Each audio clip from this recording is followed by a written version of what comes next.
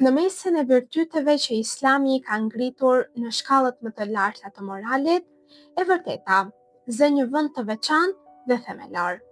Ajo nuk është vetëm një cilësi e bukur e besimtarit, por baza mbi të cilën ndërtohen besimi, morali dhe çdo vepër e mirë.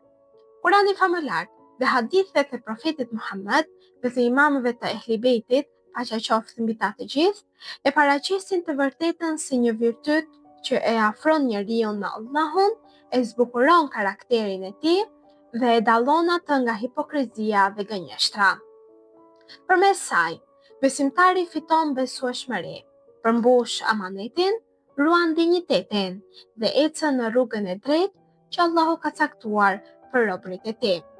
Kjo temë nafton të meditojmë mbi vlerën e jashtëzakonshme që ka ajo në dritën e Kuranit dhe të haditheve, duke treguar se ajo është cilësia e Allahut të madhëruar, një tipar i profetëve, një virtyt i besimtarëve të sinqertë dhe një themel mbi të cilin ndërtohen të gjitha cilësitë e mirësisë.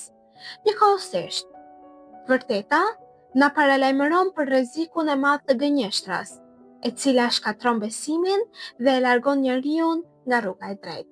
Prandaj, njohja e së vërtetës është prej kushteve dhe dispozitave që ne duhet të ndjekim në fenë e pastër islame dhe të përmbushim fjalën e Zotit të Gjithësisë.